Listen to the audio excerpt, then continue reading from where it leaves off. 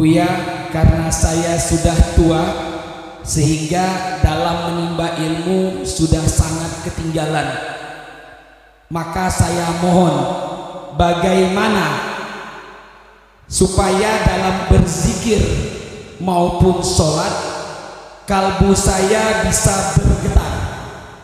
Mohon petunjuk Buya. Syukur-syukur ruh yang dihembuskan kepada saya dapat mengenal yang menghembuskannya. Terima kasih, syukran Buya. Kenali yang disebut, maka sebutannya akan menggetarkan. Tapi semakin engkau mengenalnya, semakin engkau akan pasrah, tidak mampu mengenalnya.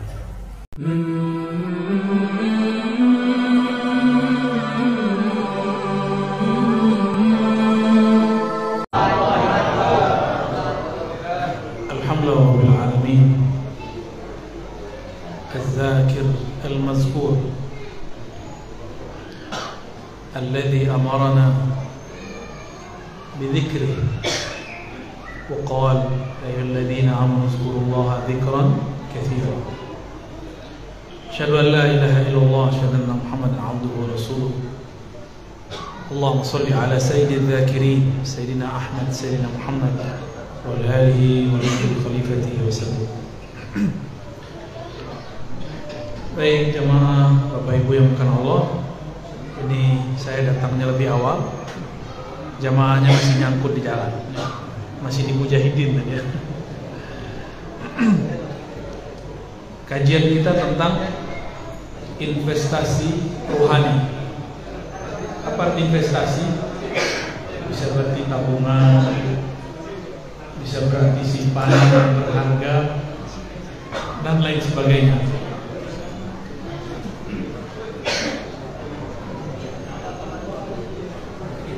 Kalau Bapak punya kawan, punya duit banyak, bisa dipinjam nggak duitnya? Bisa ya? Kalau Bapak punya duit banyak, ada orang susah, bisa bantu orang. Tapi kalau tidak ada duit, gimana cara membantu orang pakai duit? Itu baru di dunia. Yang bisa bantu orang di dunia, yang punya aset investasi dunia. Yang bisa bantu ruhani seseorang, yang di kolbunya ada tabungan berharga, investasi rohani. Yang punya hak untuk memberi syafaat nanti di akhirat, itulah zat yang dirinya setiap nafasnya selalu mengingat Allah Subhanahu wa ta'ala. Kata orang mursyid itu hebat. Siapa bilang mursyid hebat? Mursyid itu hebat karena dibuat hebat. Kata orang wali itu hebat. Tidak. Wali itu karena diangkat Allah, dia jadi luar biasa.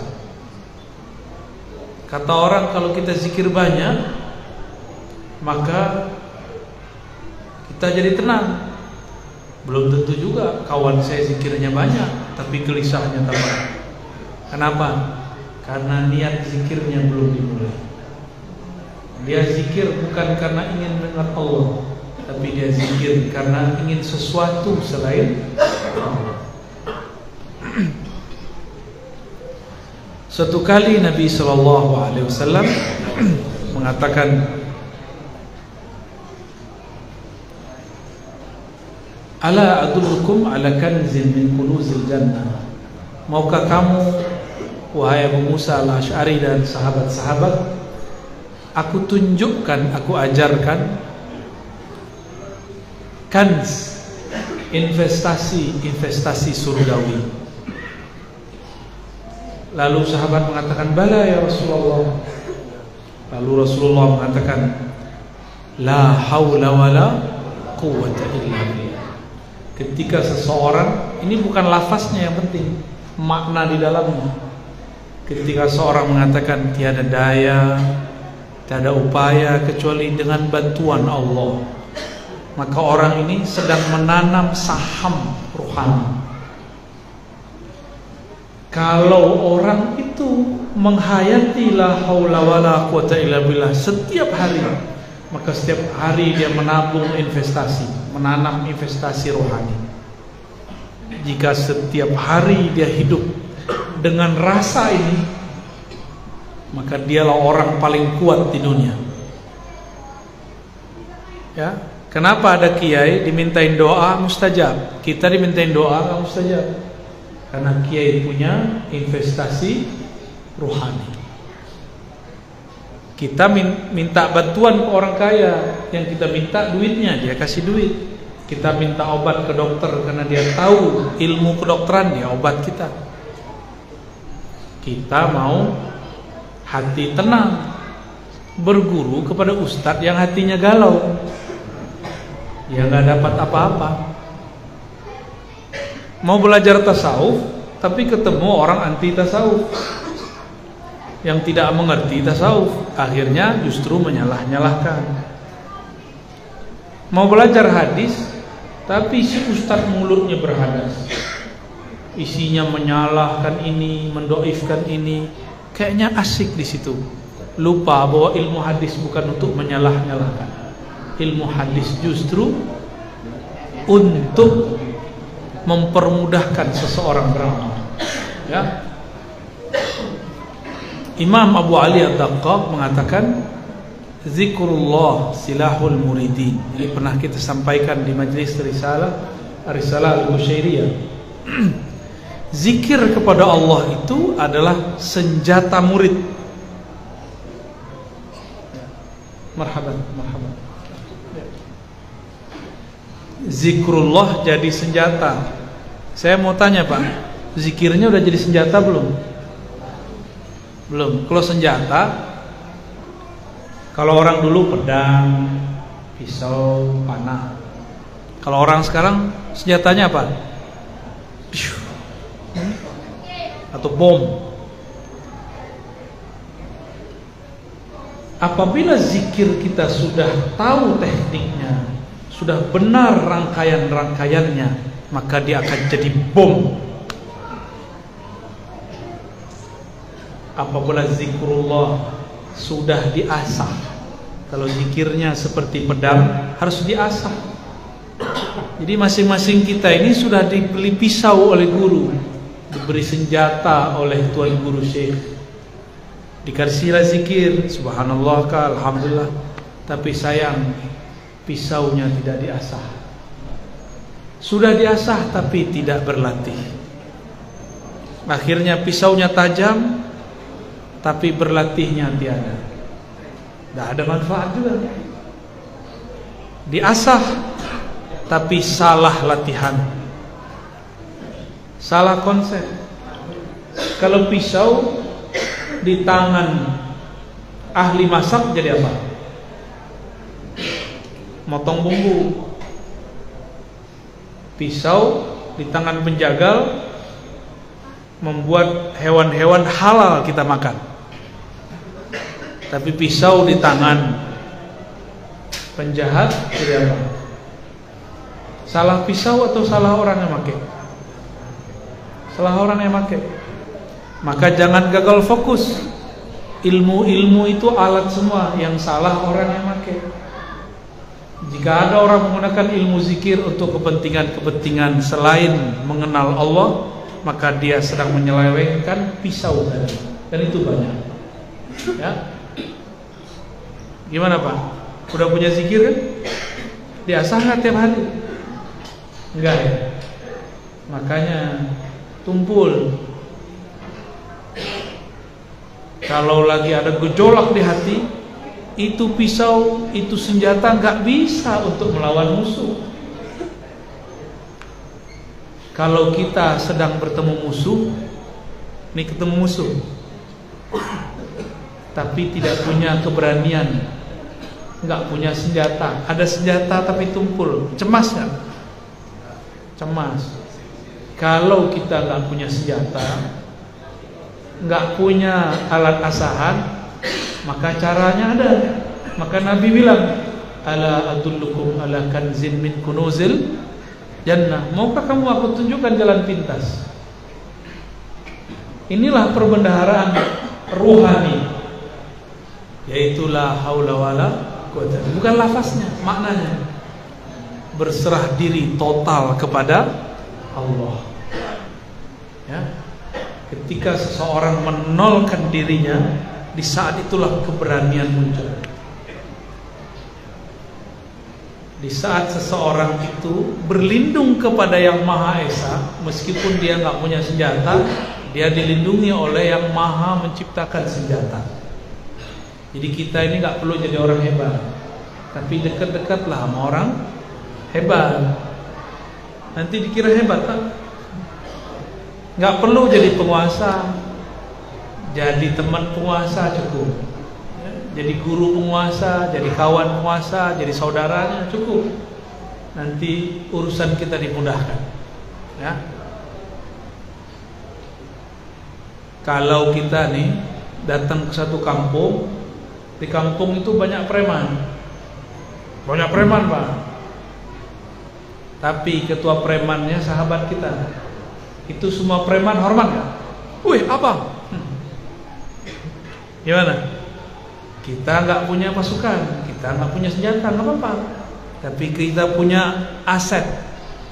Maka ilmu mengenal itu adalah aset. Kenal Allah itu adalah senjata terbaik. Maka benteng terbaik bukan dinding-dinding yang tebal, pagar-pagar yang berlapis. Benteng terkuat adalah kenal Allah Subhanahu wa ta'ala. Kenal dengan penguasa. Kalau cuma kenal dengan pemilik penguasa negeri, ya seorang gubernur, bupati, presiden paling cuma 5 tahun, paling lama 2 periode. Kalau kita cuma dengan berkawan dengan mereka, lalu kita memusuhi kawan kita, menindas yang lain, setelah orang ini turun kita dibenci orang. Maka kita bukanlah pembenci penguasa atau pencinta penguasa. Kita biasa-biasa, ya. Jadi kita nggak dituntut benci-benci, nggak ada kewajiban benci-benci penguasa. Yang ada cuma mendoakan siapa yang mengurus negeri ini. Mau penguasanya siapa terserah, ya. Semoga Allah bimbing ulama dan umara kita. Amin ya rabbal alamin.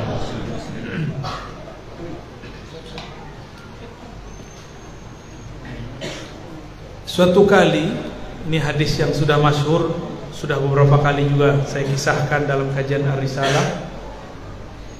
Nabi itu berperang. Di saat beristirahat, beliau pergi ke satu pohon yang bisa jadi sandaran. Biasanya sahabat mengawal beliau, tapi kali ini sahabat yang mengawal tidak sanggup bahkan mengawal dirinya sendiri. Ketiduranlah mereka semua, termasuk baginda Rasul sallallahu alaihi wasallam. Hadis sahih Bukhari. Tiba-tiba ada yang menyusup, karena itu orang tempatan. Dia menyusup, dia masuk, seorang jawara. Tombaknya dalam satu riwayat lain, pisaunya, belatinya sudah di leher Rasulullah sallallahu alaihi wasallam. Ya. Rasulullah sallallahu alaihi wasallam ditanya, Muhammad, siapa yang menjagamu dari pisau ini, senjata ini? Apa kata Rasulullah? Allah. Itu Rasulullah lagi nembak. Allah. Itu nembak itu, Pak. Ada tekniknya, Pak. Pakai nafas. Sehingga terhentaklah itu orang.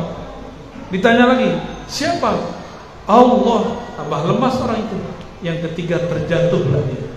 Lemas tangannya, karena yang menguasai satu darah yang mengalir di tubuh musuh ini Allah juga. Disebut nama Allah, ternyata yang menyebut kekasih Allah. Jangankan darah di badannya, itu pisau aja nggak mau menyakiti Rasulullah sallallahu alaihi wasallam. Itu kalau nama Allah, zikrullah sudah menjadi investasi. Inilah yang dimaksud dalam hadis. Idza maradtum bi riyadil jannah farta'u. Kalau kau melewati taman-taman surga, maka farta'u. Apa arti farta'u? Petiklah. Jadi kalau majelis pengajian serap ilmunya, di majelis zikir ikut zikir di dalamnya, di majelis salawat ikut bersalawat. Itulah yang disebut memetik, mengicip. Farta'au, ikutlah engkau mencicipinya. Jangan kemudian, nah inilah yang membuat banyak orang-orang belajar zikir, belajar tarekat, tidak faham adab. Kalau nggak tarekat dia nggak mau ikut zikir. Maka adalah di suatu pertemuan tarekoh, imamnya salah satu pengamal tarekoh yang berbeda dengan jamaah, tengkar, ribut. Di depan imamnya pengen yang apa, di belakang pengen yang apa. Itu terjadi. Padahal zikir itu seharusnya melembutkan kalbu, kok ini malah bikin ribut. Berarti orang itu baru berzikir dengan simbol, belum berzikir dengan ruhaninya. Ya, gimana? Zikirnya sudah buat berani belum? Masa zikir takut sama hantu? Ya, takut sama hantu ya? Kita ini nggak boleh sombong, tapi takut sama hantu nggak boleh. Ya, yang jadi khalifah di muka bumi siapa? Manusia. Itu jin gak diizinkan nampak di bumi. Ngapain kita takut sama dia? Itulah waswas syaitan, yuwaswis fi sudurin nas. Ya, maka coba lihat di depannya. Qul a'udzu birabbin nas. Katakan hai Muhammad, aku berlindung kepada Allah, Rabbnya manusia, penguasa manusia, Tuhan yang disembah manusia. Ta'awuz namanya. Apa arti ta'awuz? Memohon orang yang bisa berlindung, dia punya maqam la haula wala quwata illa. Jadi kalau dia tidak menolkan dirinya, dia tidak akan berlindung kepada Allah. Jadi la haula wala itu satu paket dengan a'udzu billah. Ya. Maka saya mengajak, kalau mau zikir pagi sore dimulai syahadat, selain subhanallah alhamdulillah Allahu akbar la ilaha illallah, tambahkan la haula wala quwwata illa billah. Itulah isi qalbu Rasulullah. Qalbu Rasulullah itu qalbu la haula wala quwwata illa billah. Karena beliau selalu di situ. Ternyata beliaulah yang memegang kunci surga.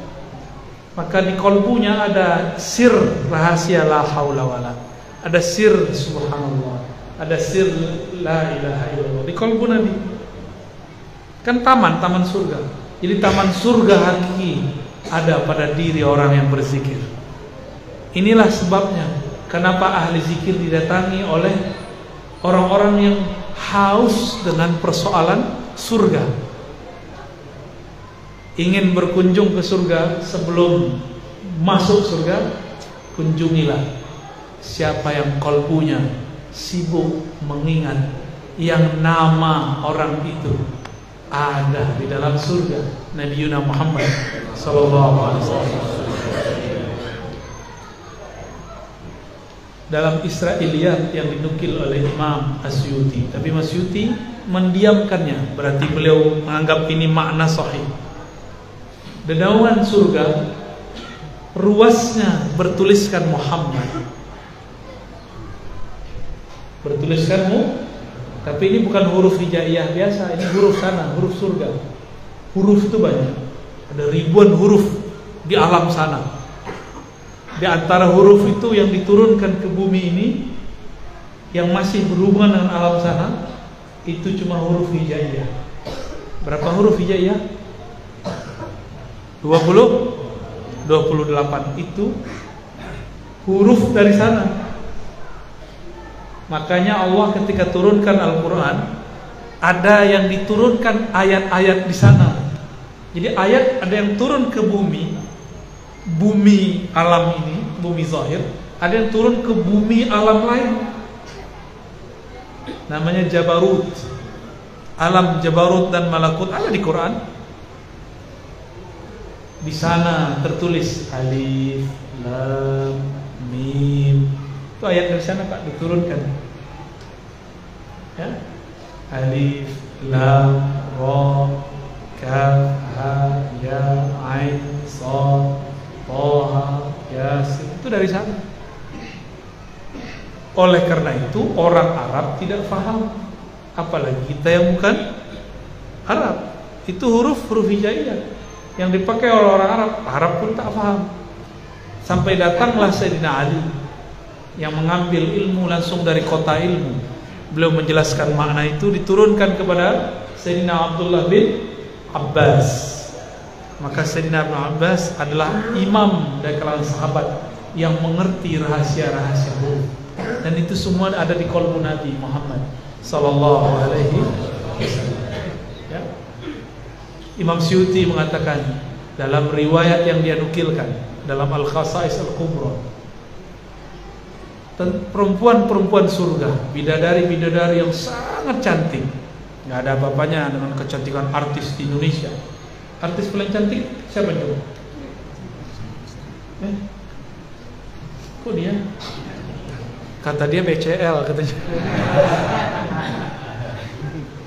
Siapa Pak artis paling cantik? Pasti yang tahun 80-an yang disebut.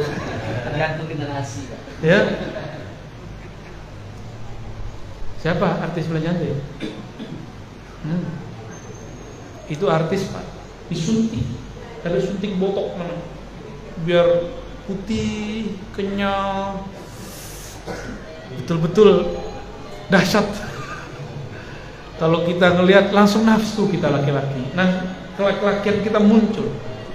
Kalau kata Bang Dodo ini, aku ingin menafkahimu. Itu di surga lebih bening dari itu. Bahkan urat-urat darah, pembuluh darahnya terlihat, saking bening orang itu. Perempuan-perempuan surga gak tahan Pak kita ngeliatnya. Bahkan beberapa orang masuk surga sujud, dikira itu Tuhan. Ya. Apa kata si bidadari? Mas, aku bukan Tuhanmu. Aku istrimu. Kata dia, oh kok kamu cantik sekali ya, terang sekali. Itu baru bidadari, belum ratunya bidadari. Kata Al-Imam Asyuti, urat-uratnya bertuliskan nama Muhammad. Semuanya. Kalau ada kelihatan ya pembuluh darahnya itu kalau dibaca bertuliskan Muhammad. Saya setelah mengenal ada namanya huruf Jabarut, huruf dari alam sana, lalu ada huruf di bumi, baru saya paham maksud riwayat itu. Dulu nggak ngerti, baca kitab ini nggak ngerti maksudnya apa. Masa ada tulisan Muhammad di badan bidadari? Nggak mungkin. Tapi ternyata masuknya begitu. Ada aksara-aksara lain di alam sana. Ya. Maka dikunci di dalam Al-Quran Alif Lam. Tapi dalam tafsir ditulis hanya Allah yang mengetahui.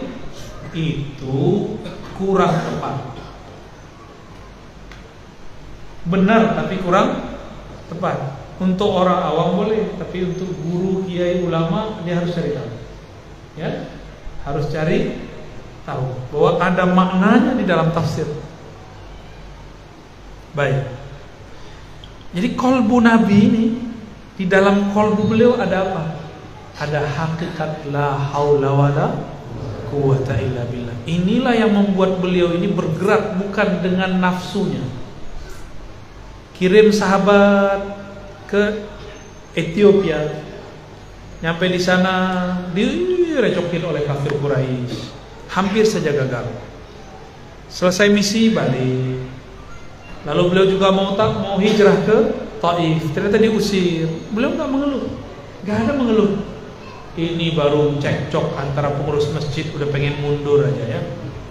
Kalau begini mundur nggak mau ngurus masjid. Mundur aja, nggak usah berjuang. Ya. Baru gitu-gitu doang ngurusin majelis, tersinggung dikit, hilang. Rasulullah kalau kayak ente selesai, nggak ada Islam masuk ke negeri ini. Ya, jadi kita ini kalau mau berjuang mengurus umat, nggak boleh gampang tersinggung, nggak boleh baper ke anak muda. Atau baper Pak? Bawa perasaan dikit-dikit, hatiku sakit, aku tersinggung, kame kata orang, kame. Baik, Rasulullah karena di kolbunya ada hakikat la haula wala quwwata illa billah. Beliau menyadari geraknya ini harus mengikuti geraknya Allah. Jangan gerak-gerak sendiri. Karena kita ini bukan Rasulullah, maka lakukanlah segala sesuatu dengan meminta izin kepada Allah. Rasulullah udah kasih tahu caranya. Itu yang disebut salat hajat, salat istikharah. Ya. Jadi mulai malam ini kalau ada kegiatan, ada acara, salat hajat. Ada niat anak mau masukin sekolah, salat hajat. Ada mau buka usaha, salat hajat. Mau nikah, salat hajat, salat istikharah. Jadi salat istikharah dan hajat bukan hanya mau nikah, semua apa aja. Karena orang yang begitu di kolbunya ada hakikat la haula wala quwwata, baru salat jadi senjata. Wasta'inu bis-sabri was-salat. Kalau minta tolong pakai dua senjata, sabar dan salat. Itu senjata dua-duanya. Berarti Allah itu kalau ngasih senjata bukan senjata fisik. Yang Allah kasih senjata ruhani. Ya. Suatu kali Nabi Muhammad SAW dimi'rajkan, diperjalankan naik ke langit ke-6 dan ke-7. Di langit ke-7 beliau melihat ada seorang nabi sudah sangat tua, bersandar tapi gagah, tetap tegak, bersandar di Ka'bah tapi warnanya putih. Dilihat wajahnya kok mirip wajah Rasulullah, bedanya lebih tua dari wajah Rasulullah sallallahu alaihi wasallam. Maka beliau tahu, wah ini Nabi Ibrahim. Ya, Nabi Ibrahim. Berkalam-kalamlah ruh Nabi Muhammad dengan ruh Nabi Ibrahim. Nabi Ibrahim sudah meninggal, tapi jika ruh sudah mengenal jalan kepada Allah, maka dia bisa bertemu dengan ruh yang hidup di sisi Allah. Maka berkalam-kalamlah beliau, sampailah kepada pembicaraan tentang surga. Jadi asik Pak kalau bisa ngobrol dengan alam sana itu. Ya, para wali-wali, para nabi-nabi itu mereka hidup paling enak. Tapi ujian juga paling berat. Ya, ujiannya ujian perasaan, sama suuzon, berburuk sangka. Sampailah pembicaraan mereka mengenai surga, bahan-bahan surga, tanah-tanah surga, pohon-pohon surga, rumah-rumah surga, semua tentang surga. Apa kata Nabi Ibrahim sallallahu alaihi wasallam? Ya. Wahai cucuku Muhammad, baligh ummataka minni assalam. Sampaikan salamku kepada umatmu. Ini umat Nabi Muhammad kan? Umat Nabi Muhammad kan? Ya, antum dapat salam Nabi Ibrahim. Makanya kita baca Assalamualaikum ya Sayyidina Ibrahim. Dapat salam, baru balas ya. Udah lama loh. Jadi ruh bisa kirim salam. Ini dia hadisnya sahih. Lalu beliau mengatakan, sampaikan kepada umatmu bahwa sorga itu subur, sorga itu bagus, sorga itu luas. Cuma belum ada rumahnya, belum ada pohonnya, belum ada kebunnya. Terus gimana? Perintahkan umatmu untuk menanamnya sedari masih hidup. Gimana caranya?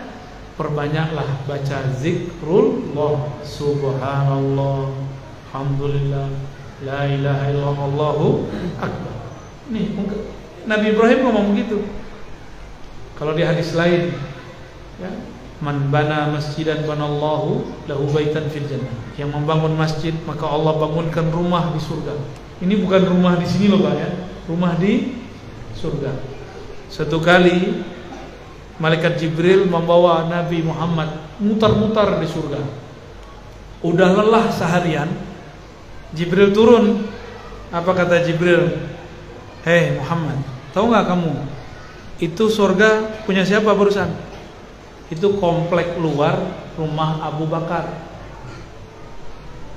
Baru kebunnya, belum masuk ke taman dalamnya. Rumahnya Abu Bakar As-Siddiq radhiyallahu ta'ala anhu.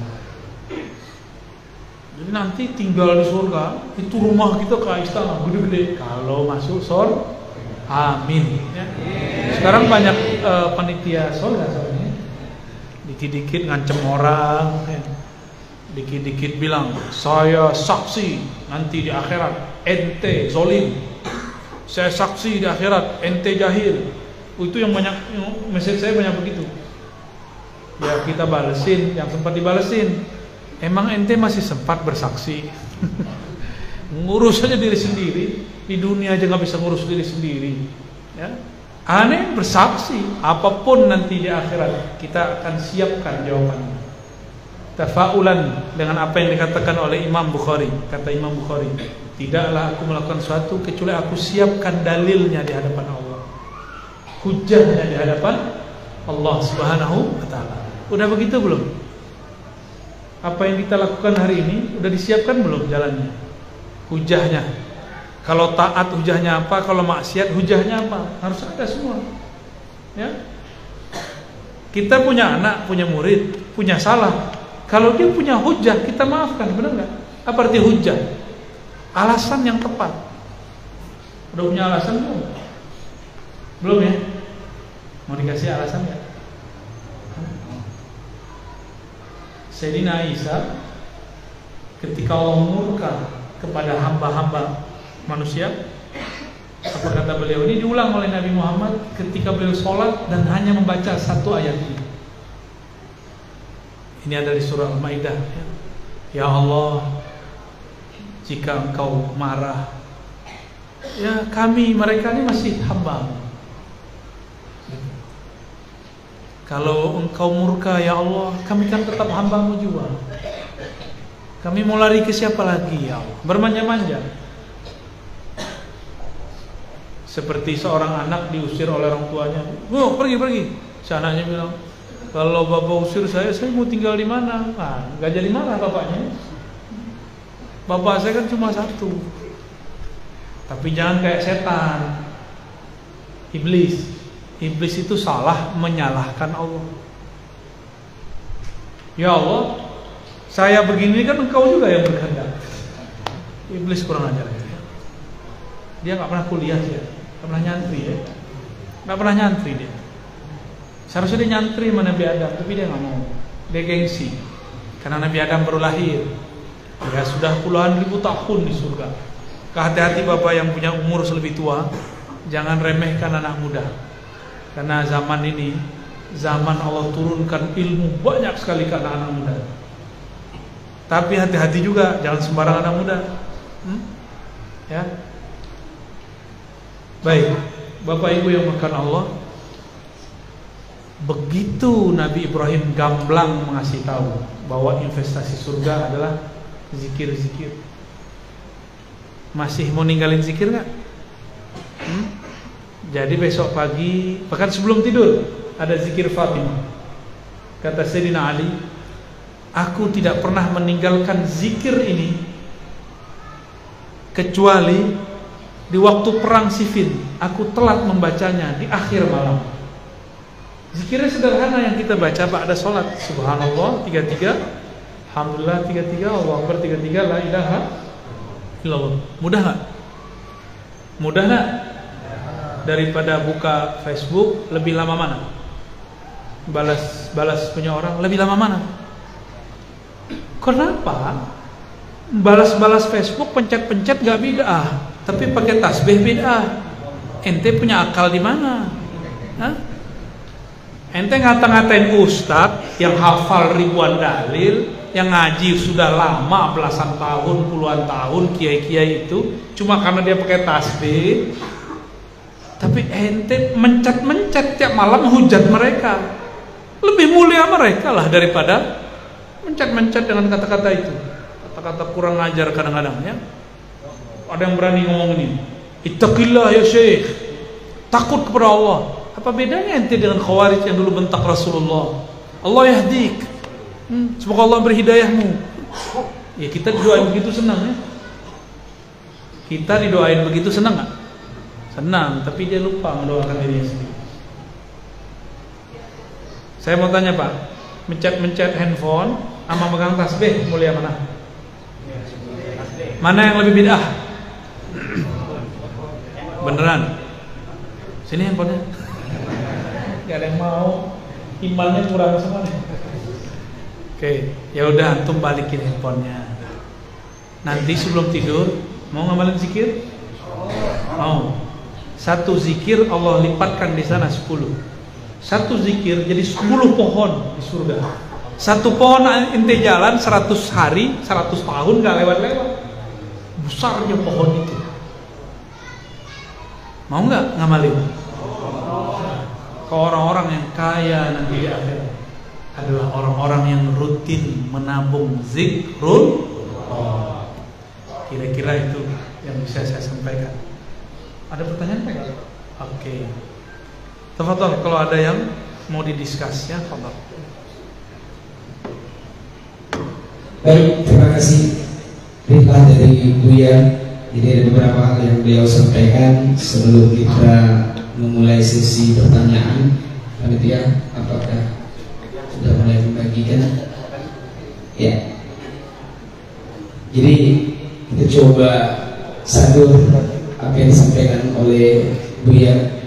Kalau salah perlu diluruskan Buya.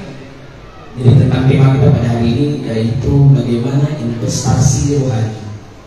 Bagaimana cara berinvestasi rohani? Yang pertama adalah la haula wala quwwata illa billah. Kita berserah diri kepada Allah, mohon perlindungan kepada Allah. Dan apa senjata investasi rohani? Senjata investasi rohani adalah zikrullah atau ilmu mengenal Allah. Dan itulah diajarkan oleh dunia. Tinggal bagaimana cara kita untuk mempersiapkan senjata tersebut, bagaimana zikir itu kita latih dan kita asah. Baik, ada satu pertanyaan yang sudah masuk sambil mengefektifkan waktu ya. Jadi ada pertanyaan dari jamaah. Ada satu lagi, baik. Sambil menunggu yang lain kita mengefektifkan waktu. Yang pertama, Assalamualaikum warahmatullahi wabarakatuh.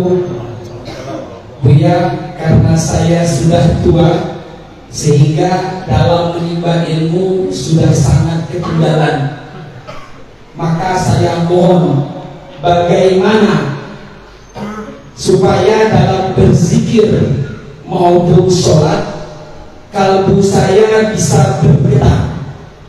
Mohon petunjuk Buya.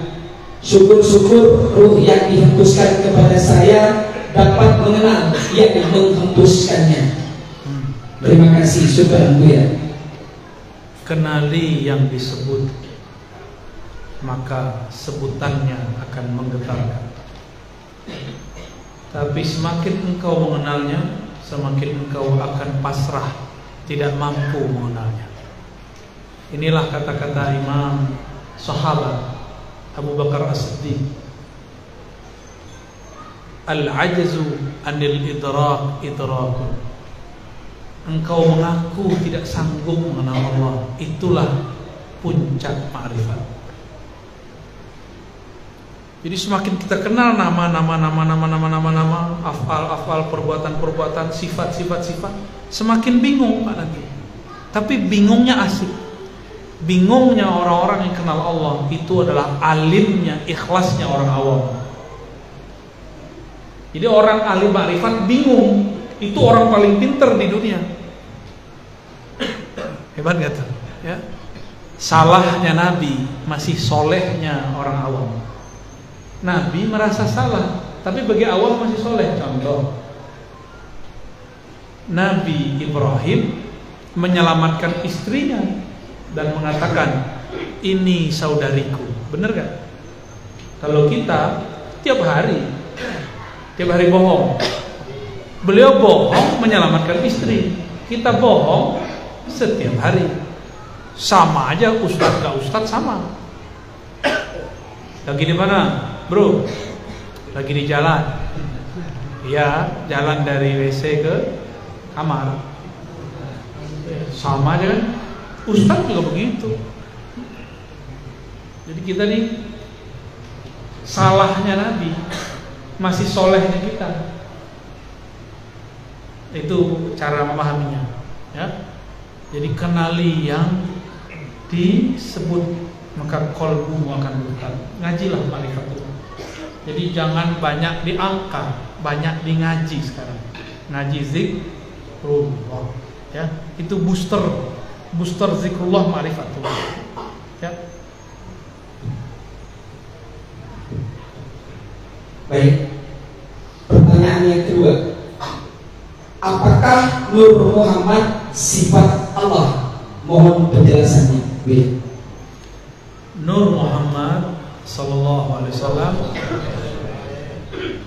kita tidak akan hubung-hubungkan dengan yang tidak berhubungan langsung. Nur Muhammad itu pancaran dari Ahmad, ya. Jadi pertanyaan itu salah. Pertanyaannya salah. Nur Muhammad itu adalah hembusan Allah yang mengeluarkan cahaya. Cahayanya disebut Nur Muhammad. Ini ilustrasi lampu dan cahaya, matahari dan sinarnya. Sinar ini nur. Dia sumbernya matahari.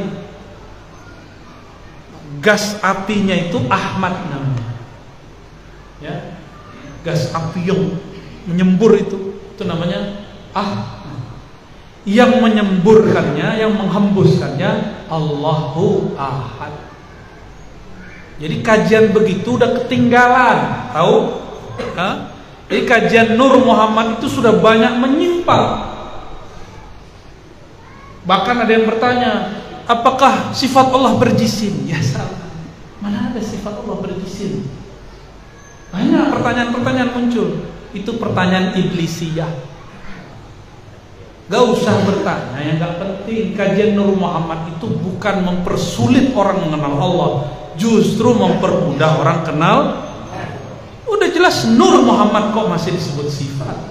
Kalaupun iya, asma Allahu nurus samawati wal ardh. Nur itu nama daripada nama-nama Allah,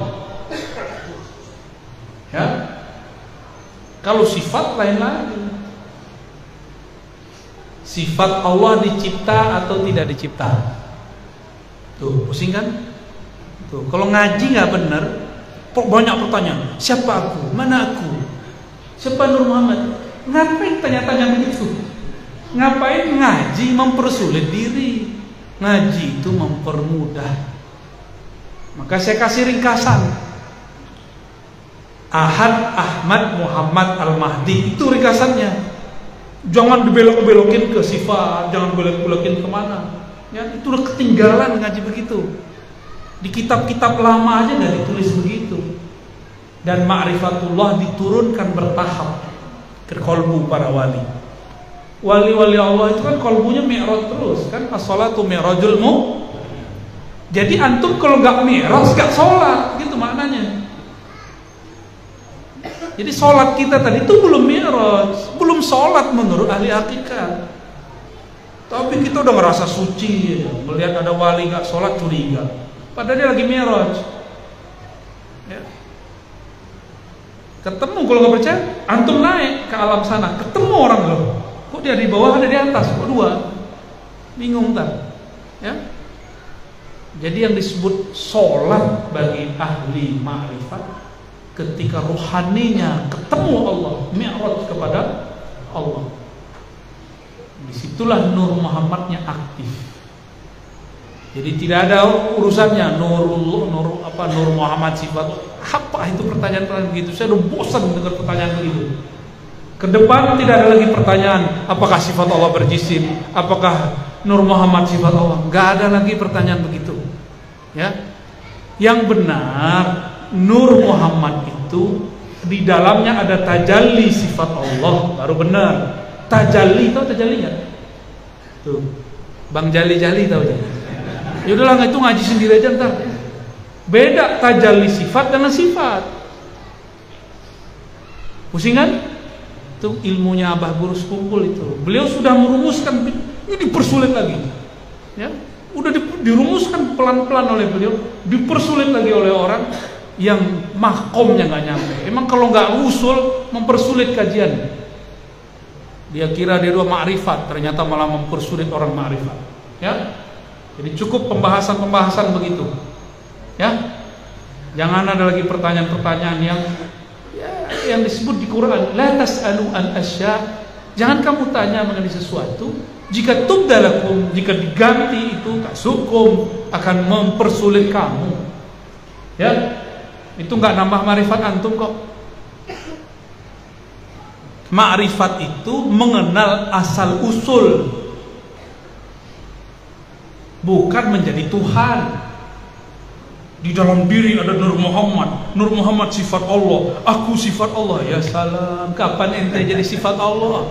Gak pantas tempat buang itu, tempat buang tai itu jadi sifat Allah. Gak pantas. Ya, jadi kita ngaji ma'rifat jangan ala tariqatul iblis, ala tariqati iblisia, jangan. Ala tariqati al-Muhammadi, tariqah Nabi Muhammad. Yassiru wa la tu'assiru, permudah, kasih pertanyaan yang memudahkan. Ya, udah ntar saya tulis lah buku tentang Nur Muhammad yang gampang berarti. Bahkan nggak perlu pakai tulis, 4 ya, Ahad, Ahmad, Muhammad, Al-Mani. Selesai nggak? Selesai nggak? Kalau nanti ada Dajjal mau turun, Nabi bilang nanti bakal ada Dajjal turun, keluar si Dajjal. Benar kan? Ada hadisnya? Hadis sahih. Mesti ada yang kolbunya seperti kolbu Nabi Muhammad, yang bisa mengalahkan orang itu, yang nanti ngasih mandat pedangnya kepada Sayyidina Isa. Karena Sayyidina Isa kalah waktu masih hidupnya. Jadi jangan salah paham, kita ini meyakini bab Nabi Isa turun bukan berarti kita nanti jadi Nasrani semua. Enggak juga. Nabi Isa itu udah bekerja dulu Al-Mahdinya untuk melemahkan si Dajjal dari dalam. Baru Nabi Isa turun. Kalau nggak bisa dia bekerja. Karena dulu aja Nabi Isa ditangkap, mau ditangkap, alhamdulillah diselamatkan oleh Allah. Baru dinaikin. Seandainya Nabi Isa bisa membunuhnya dari dulu, udah dibunuh dari dulu. Inilah hebatnya umat akhir zaman. Maka kajian-kajian ma'rifatullah harus yang sudah jelas, nggak boleh jelimet. Dalilnya juga nggak boleh di luar Al-Quran dan Sunnah. Ya, insya Allah kajian Nur Muhammad yang saya sampaikan itu dalil-dalil sudah kita rapikan. Ini bukan Quran, bukan hadis, ini kalam, ilham. Ana minallah wal alam minni, aku dari Allah, alam dariku. Itu bukan hadis Nabi. Itu pertemuan, jadi ada wali ketemu dengan rohaniah Nabi. Dalam alam rohani Nabi berbicara begitu. Itu namanya hadis ilhami. Hadis-hadis ilham, nggak boleh dijadikan sebagai sebuah dalil, cukup dijadikan sebagai sebuah paham. Ya, wallahu a'lam bis. Wah, kayaknya jadi takut nanya Nur Muhammad. Yuk lanjut. Pertanyaan yang ketiga ini kurang lebih sama dengan pertanyaan keempat, tapi bisa saya rangkum. Mohon diijazahkan talqin zikir salah satu tarekat. Terus mohon juga zikir yang Buya ijazahkan di YouTube, bolehkah kami amalkan? Saya ini hamba Allah, bergerak dengan la haula wala quwata illa billah. Mentalkin pun harus ada gerak itu. Kalau lagi nggak ada gerak itu nggak muncul, nggak bisa dibuat-buat. Mungkin yang Bapak saksikan itu ada 2 di Jambi, itu di pesantren Pak. Itu kiai-kiai yang hadir sama santri. Yang kedua waktu di Martapura, itu semuanya murid Abah Guru. Ya, karena guru saya Tuan Guru Bildan sudah mengijazahkan talqin versi ahli riwayat, ahli hadis, maka saya dapat sir ilham juga untuk menambahkan, melengkapi riwayat ini dengan ijazah thariqat. Ya. Dan itu belum datang, awalnya rasanya itu belum datang di sini. Saya udah coba-coba kayak di Masjid Mujahidin tadi, saya udah coba, nggak bisa juga, nggak bisa dibuat-buat. Makanya tangisnya tangis hakiki, harunya haru biru, nggak bisa dibuat-buat, nggak bisa air mata gini, nggak bisa. Suaranya di lu nggak bisa. Kalau bergetar di sini bergetar yang di sana, haru di sini haru di sana, nggak bisa diulang-ulang, nggak bisa dibuat-buat. Bapak tunggu aja ya. Nanti banyak-banyak doa aja, bilang ke Ami Hud, ntar kita buat talqin di Masjid Mujahidin, tapi mikrofonnya benerin dulu ya. Ya, fadhal. Baik. Ini pertanyaan terakhir, karena Buya akan melanjutkan perjalanan ke Mempawah dan beliau juga akan beristirahat. Jadi pertanyaan terakhir ini yang pertama, bagaimana caranya agar sholat bisa khusyuk? Terus maaf kalau di luar tema, bagaimana hukumnya kalau kita menghadiri undangan maulid sementara si tuan rumah penghasilannya dari hasil yang kurang baik, kurang halal itu ya? Apa? Ya, misalnya. Kok ada kurang halal? Berarti ada lebih halal. Hukum itu dua aja, halal. Ya, nggak ada kurang halal, ada lebih halal. Contohnya jual narkoba. Oh, itu haram. Haram. Tua, kalau cuma masalah yang khilafiyah seperti bank, asuransi, ini kan masih diperdebatkan. Ya. Karena kalau mengharamkan bank semua, sini ATM-nya kasih ke saya aja sih. Ya, sok-sokan antum, sok-sok suci. Mengharamkan bank tapi produk bank dipakai duit. Ya. Gimana supaya sholat khusyuk? Itu dulu ya. Sholat supaya khusyuk, jangan nyembah tembok, jangan nyembah huruf. Diingat-ingat lafaz alif lam, enggak. Jangan nyembah huruf. Menyembah Allah, Allah ujungnya hu. Hu itu dia. Dia itu bukan yang terbayang dalam pikiran, tapi dia sangat dekat. Sangat dekat. Dekatnya bagaimana? Ini nih, mohon maaf. Gelas kalau saya pindah, karena saya emang megang gelasnya. Coba, karena saya megang gelas. Bisa nggak ngangkat gelas tapi begini? Nggak bisa ya? Kecuali itu hanya di TV, di film ya. Ya. Kalaupun ada orang begini, pasti ada jin yang ngangkatin gitu. Atau ada energi. Nggak mungkin. Ini rambut keluar, gigi manja nggak?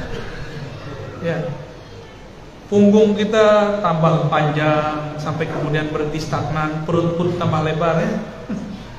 Itu pasti ada yang ngurus ini. Benar nggak?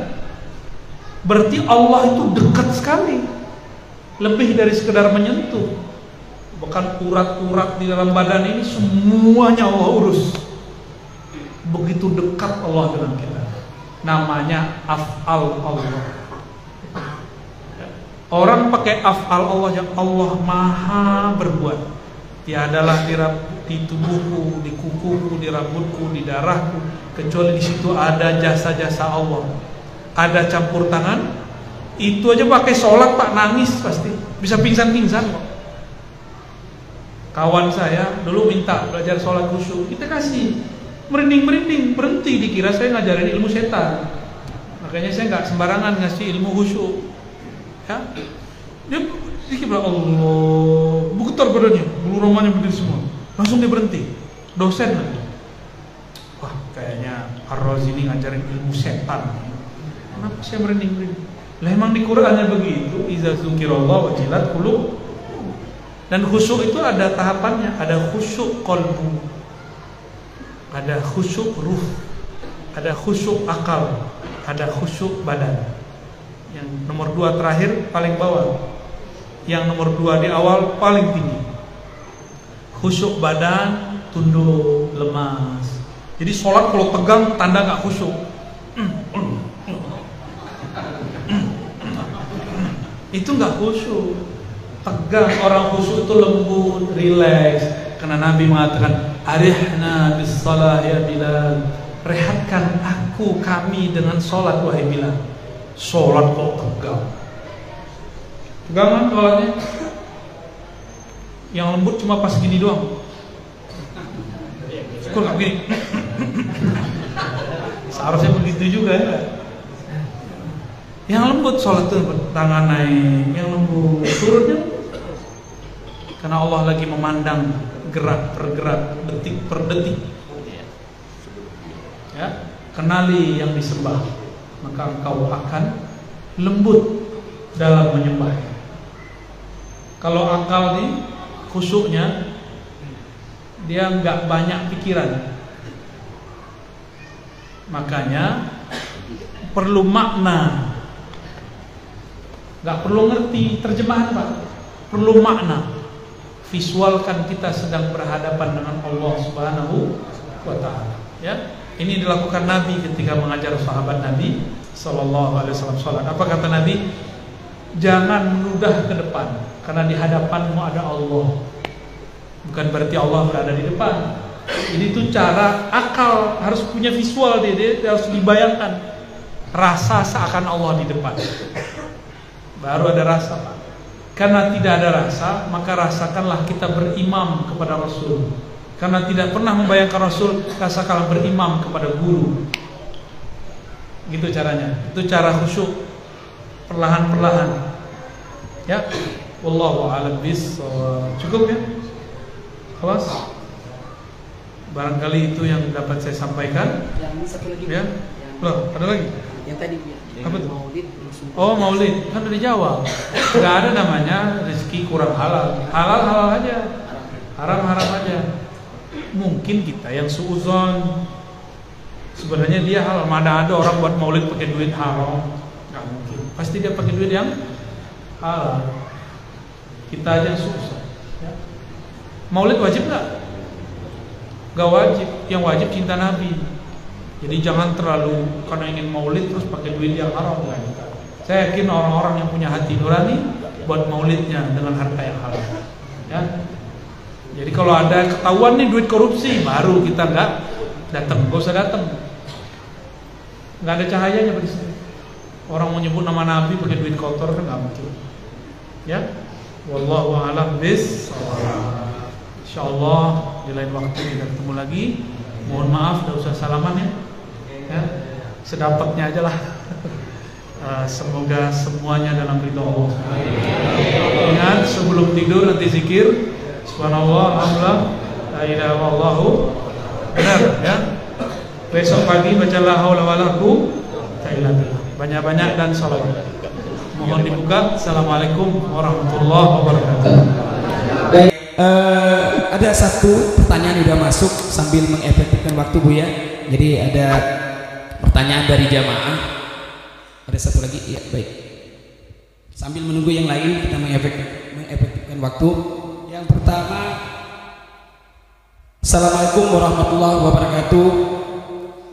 Buya, karena saya sudah tua sehingga dalam menimba ilmu sudah sangat ketinggalan. Maka saya mohon bagaimana supaya dalam berzikir maupun sholat kalbu saya bisa bergetar. Mohon petunjuk Buya. Syukur-syukur ruh yang dihembuskan kepada saya dapat mengenal yang menghembuskannya. Terima kasih, syukran Buya. Kenali yang disebut, maka sebutannya akan menggetarkan. Tapi semakin engkau mengenalnya, semakin engkau akan pasrah, tidak mampu mengenalnya. Inilah kata-kata Imam Sahabat Abu Bakar As-Siddiq,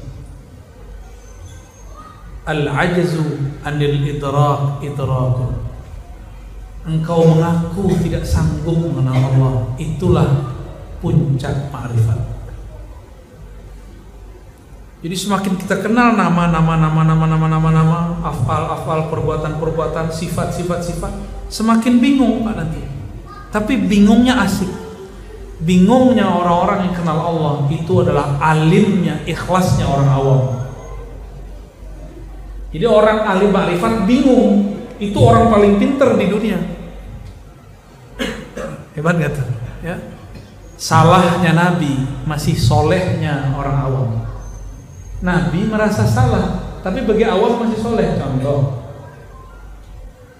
Nabi Ibrahim menyelamatkan istrinya dan mengatakan, ini saudariku. Bener gak? Kalau kita tiap hari bohong. Beliau bohong menyelamatkan istri, kita bohong setiap hari. Sama aja, ustadz gak ustadz sama. Lagi di mana? Bro, lagi di jalan. Ya, jalan dari WC ke kamar. Sama aja kan? Ustadz juga begitu. Jadi kita nih, salahnya Nabi masih solehnya kita. Itu cara memahaminya, ya. Jadi kenali yang disebut, maka qalbumu akan buka. Ngajilah ma'rifat itu. Jadi jangan banyak di angka, banyak di ngaji sekarang. Ngaji zikrullah, ya. Itu booster zikrullah ma'rifat itu, ya. Baik. Pertanyaan yang kedua. Apakah Nur Muhammad sifat Allah? Mohon penjelasannya, Buya. Nur Muhammad sallallahu alaihi wasallam kita tidak akan hubung-hubungkan dengan yang tidak berhubungan langsung. Nur Muhammad itu pancaran dari Ahmad, ya. Jadi pertanyaan itu salah. Pertanyaannya salah. Nur Muhammad itu adalah hembusan Allah yang mengeluarkan cahaya. Cahayanya disebut Nur Muhammad. Ini ilustrasi lampu dan cahaya, matahari dan sinarnya. Sinar ini nur. Dia sumbernya matahari. Gas apinya itu Ahmad namanya. Ya. Gas api yang menyembur itu namanya Ahmad. Yang menyemburkannya, yang menghembuskannya Allahu Ahad. Jadi kajian begitu udah ketinggalan, tahu?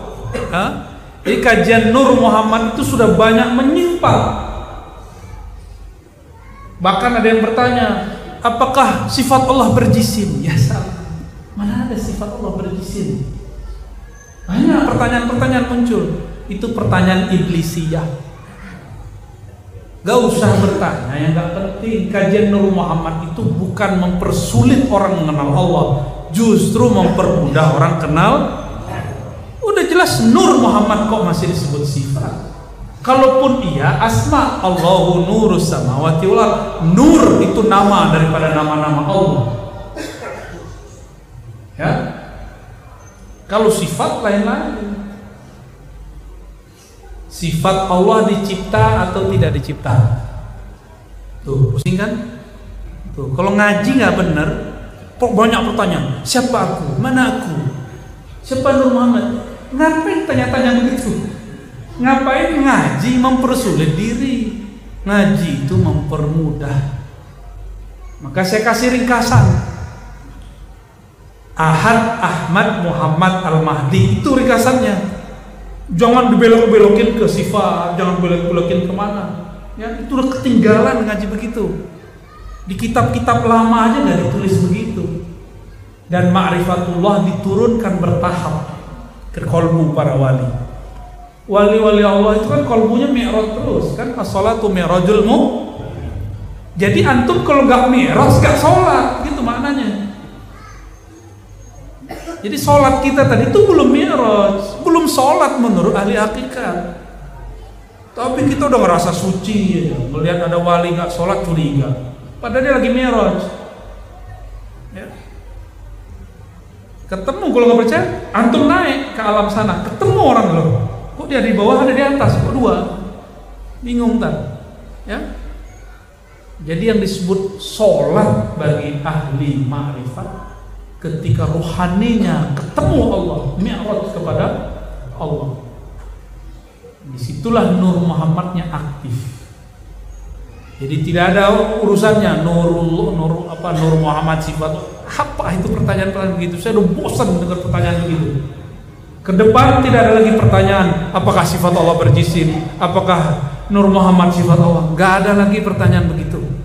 Ya, yang benar Nur Muhammad itu di dalamnya ada tajalli sifat Allah, baru benar. Tajalli, tahu tajalli nggak? Tuh, Bang Jali tahu ya? Yaudahlah, itu ngaji sendiri aja ntar. Beda tajalli sifat dengan sifat. Pusing kan? Itu ilmunya Abah Gurus Kumpul itu. Beliau sudah merumuskan, ini dipersulit lagi. Ya, udah dirumuskan pelan-pelan oleh beliau, dipersulit lagi oleh orang yang mahkomnya nggak nyampe. Emang kalau nggak usul mempersulit kajian. Dia kira dia dua ma'rifat, ternyata malah mempersulit orang ma'rifat. Ya, jadi cukup pembahasan begitu. Ya, jangan ada lagi pertanyaan-pertanyaan yang disebut di Quran. La tas'alu an asya. Jangan kamu tanya mengenai sesuatu. Jika tubdalakum, jika diganti itu tasukum, akan mempersulit kamu. Ya, itu nggak nambah ma'rifat antum kok. Ma'rifat itu mengenal asal usul,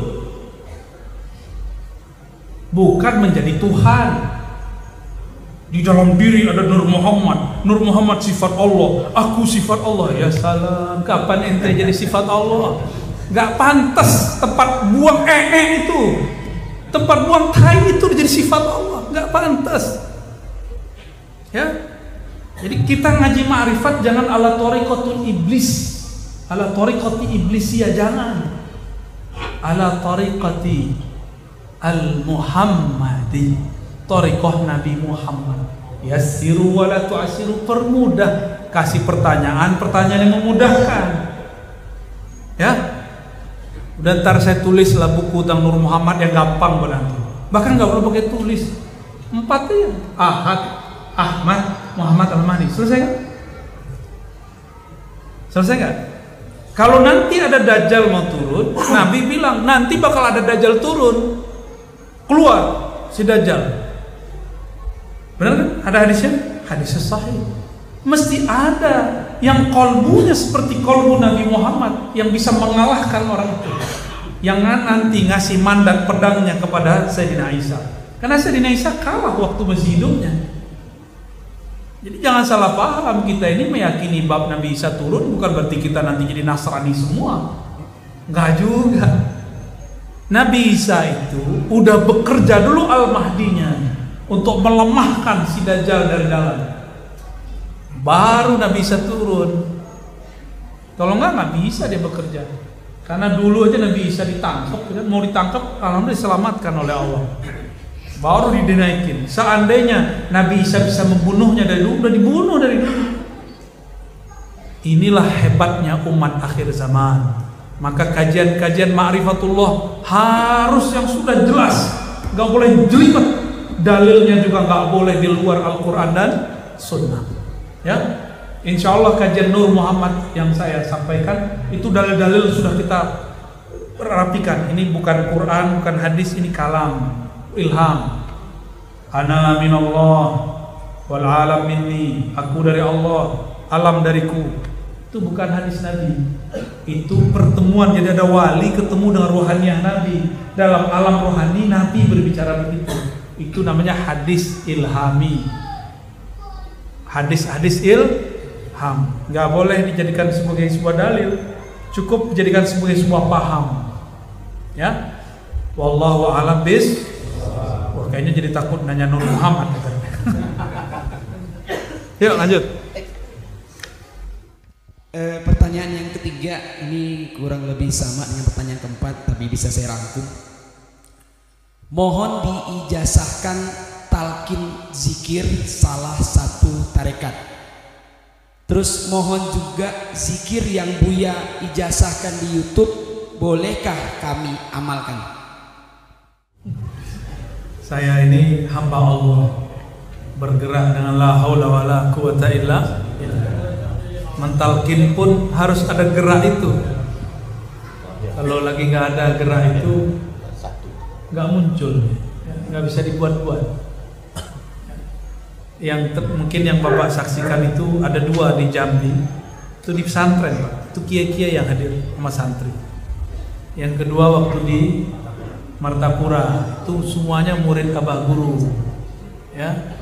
Karena guru saya Tuan Guru Bildan sudah mengijazahkan talqin versi ahli riwayat, ahli hadis, maka saya dapat sir ilham juga untuk menambahkan, melengkapi riwayat ini dengan ijazah thariqat, ya.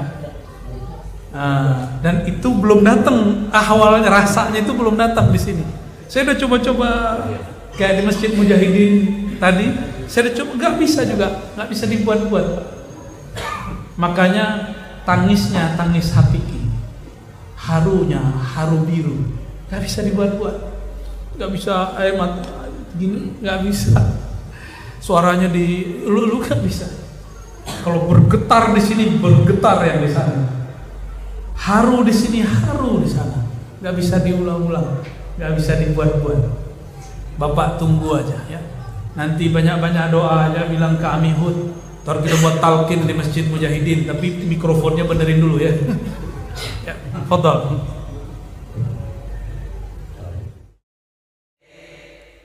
Ini pertanyaan terakhir karena Buya akan melanjutkan perjalanan ke Mempawah dan Buya juga akan beristirahat. Jadi pertanyaan terakhir ini yang pertama, bagaimana caranya agar sholat bisa khusyuk? Terus maaf kalau di luar tema, bagaimana hukumnya kalau kita menghadiri undangan maulid sementara si tuan rumah penghasilannya dari hasil yang kurang baik, kurang halal gitu Bu ya? Ya, kok ada kurang halal? Berarti ada lebih halal. Hukum itu 2 aja, halal. Ya, nggak ada kurang halal, ada lebih halal. Contohnya jualan narkoba. Oh itu haram. Haram. Udah tua, kalau cuma masalah yang khilafiyah seperti bank, asuransi ini kan masih diperdebatkan. Ya. Karena kalau mengharamkan bank semua, sini ATM-nya kasih ke saya aja sih. Ya, sok-sokan antum sok-sok suci. Mengharamkan bank tapi produk bank dipakai duit. Ya. Gimana supaya sholat khusyuk? Itu dulu ya. Sholat supaya khusyuk, jangan nyembah tembok, jangan nyembah huruf. Diingat-ingat lafaz alif lam, enggak. Jangan nyembah huruf. Menyembah Allah, Allah. Ujungnya hu. Hu itu dia. Dia itu bukan yang terbayang dalam pikiran, tapi dia sangat dekat. Sangat dekat. Dekatnya bagaimana? Ini nih, mohon maaf. Gelas kalau saya pindah, karena saya emang megang gelasnya. Coba, karena saya megang gelas. Bisa nggak ngangkat gelas tapi begini? Nggak bisa ya? Kecuali itu hanya di TV, di film ya. Ya. Kalaupun ada orang begini, pasti ada jin yang ngangkatin gitu. Atau ada energi. Nggak mungkin. Ini rambut keluar, gigi manja nggak? Ya. Punggung kita tambah panjang sampai kemudian berhenti stagnan, perut pun tambah lebar ya. Itu pasti ada yang ngurus ini. Benar nggak? Berarti Allah itu dekat sekali, lebih dari sekedar menyentuh. Bahkan urat-urat di dalam badan ini semuanya Allah urus. Begitu dekat Allah dengan kita. Namanya af'al Allah. Orang pakai af'al Allah yang Allah maha berbuat. Tiadalah di tubuhku, di kukuku, di rambutku, di darahku, kecuali di situ ada jasa-jasa Allah. Ada campur tangan. Itu aja pakai sholat Pak, nangis pasti. Bisa pingsan-pingsan kok. Kawan saya dulu minta belajar sholat khusyuk, kita kasih. Merinding-merinding, berhenti, dikira saya ngajarin ilmu setan. Makanya saya nggak sembarangan ngasih ilmu khusyuk. Ya, dia dikira Allah, bergetar badannya, bulu romanya berdiri semua. Langsung dia berhenti. Dosen lagi. Wah, kayaknya Ar-Razi ini ngajarin ilmu setan. Kenapa saya merinding-merinding? Lah emang di Qur'annya begitu, iza dzukirallahu wajilat qulub. Dan khusyuk itu ada tahapannya, ada khusyuk qalbu, ada khusyuk ruh, ada khusyuk akal, ada khusyuk badan. Yang nomor 2 terakhir paling bawah, yang nomor 2 di awal paling tinggi. Khusyuk badan, tunduk, lemas. Jadi sholat kalau tegang tanda gak khusyuk. Itu gak khusyuk. Tegang, orang khusyuk itu lembut, rileks. Karena Nabi mengatakan, arihna bis salah ya Bilal, rehatkan kami dengan sholat wahai Bilal. Sholat kok tegang. Tegang kan sholatnya? Yang lembut cuma pas gini doang. Kok gak gini? Seharusnya begitu juga ya. Yang lembut sholat tuh tangan naik, yang lembut turunnya. Karena Allah lagi memandang gerak per gerak, detik per detik. Ya, kenali yang disembah, maka engkau akan lembut dalam menyembah. Kalau akal nih khusyuknya, dia nggak banyak pikiran,